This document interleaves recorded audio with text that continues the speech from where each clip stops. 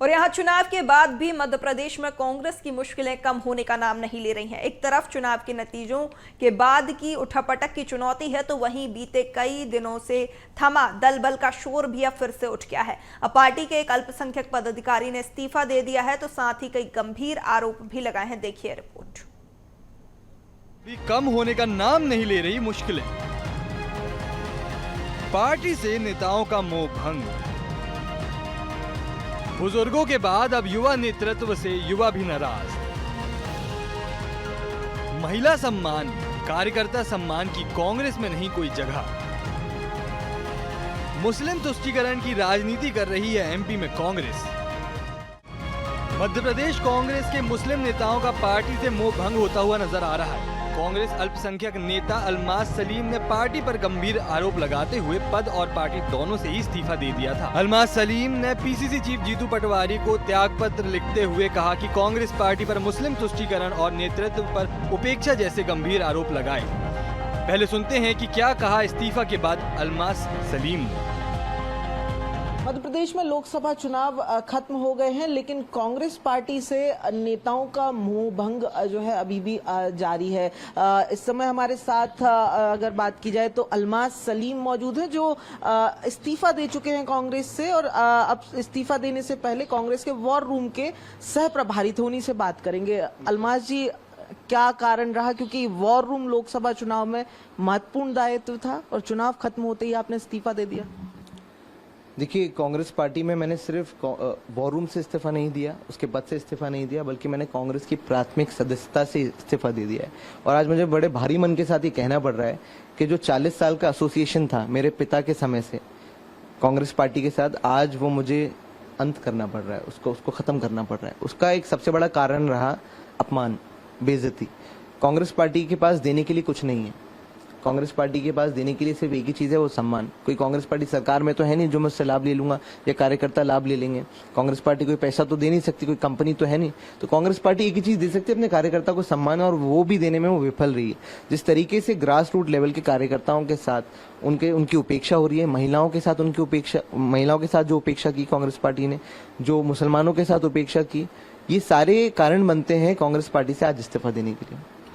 आप war room के सह प्रभारी रहे, तो आज ये सवाल उठना भी लाजमी है कि पूरे लोकसभा चुनाव में कांग्रेस का वॉर रूम क्या कर रहा था, क्योंकि आज तक उस वॉर रूम के अंदर कोई कैमरा नहीं गया। किसी तीसरे व्यक्ति ने, जो कांग्रेस के अलावा, उसने उस वॉर रूम की कार्यप्रणाली भी नहीं देखी। क्या हो रहा था उस वॉर रूम में? कैमरा इसलिए नहीं गया वॉर रूम के अंदर क्योंकि अगर कैमरा जाता तो कैमरे में कैद हो जाता कि वहां पे सिर्फ समोसे कचौड़ी का कार्यक्रम चलता था। एक कैफेटेरिया से कम नहीं था वॉर रूम। वॉर रूम में जिस तरीके से लोकसभा चुनाव के लिए तैयारी होनी चाहिए थी, वो नहीं हुई।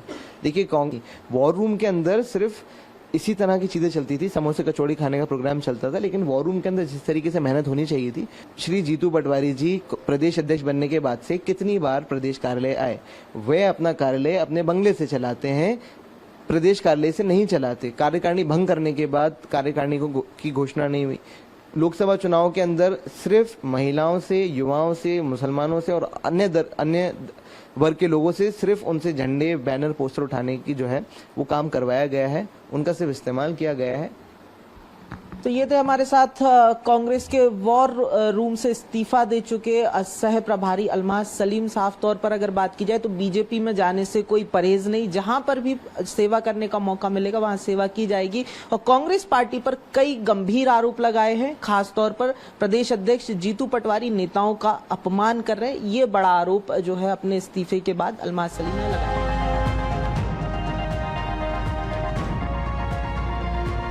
अलमास सलीम ने प्रदेश के शीर्ष नेतृत्व पर पार्टी के कार्यकर्ताओं के साथ दुर्व्यवहार के भी आरोप लगाए हैं। अलमास सलीम का कहना है कि मौजूदा समय में पार्टी के मुख्य पदाधिकारियों के रवैये से उनका मुंह भंग हो गया है।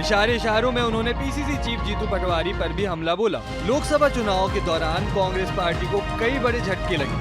3 विधायकों समेत 30 से ज्यादा बड़े नेता और लगभग 3 लाख कार्यकर्ता बीजेपी में शामिल हो चुकी है। और अब चुनाव के बाद जब कांग्रेस पार्टी अपने संगठन को मजबूत करने में लगी है, तो ऐसे में फिर एक बार अलमास बड़े झटके के तौर पर उभर कर सामने आए हैं।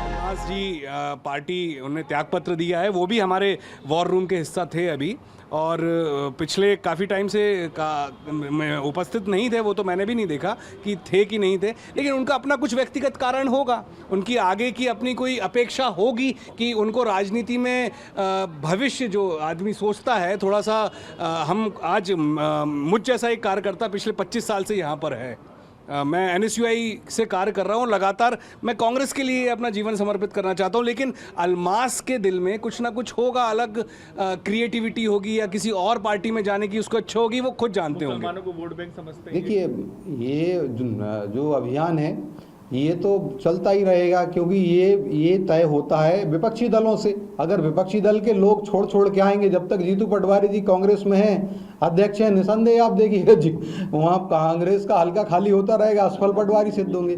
तो मुझे लगता है ये सब तो विपक्षी दलों को तय करना है, अपनी नेता नीति नियत और नेतृत्व में सशक्तता ढूंढनी है, रस ढूंढना है, माधुर्य ढूंढना है, चाशनी ढूंढनी है। अगर वो अपने नेतृत्व में सब चीज़ें ढूंढेंगे तो जरूर उनके कार्यकर्ता उनसे चिपके रहेंगे, नहीं तो वो जरूर उनके नेतागण और छिटकेंगे।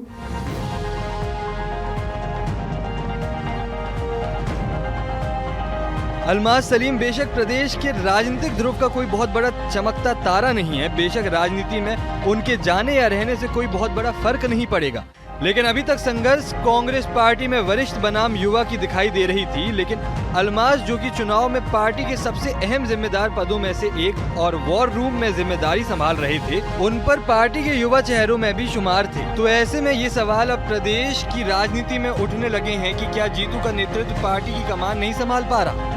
भोपाल से BSTV के लिए प्रखर जैन की रिपोर्ट।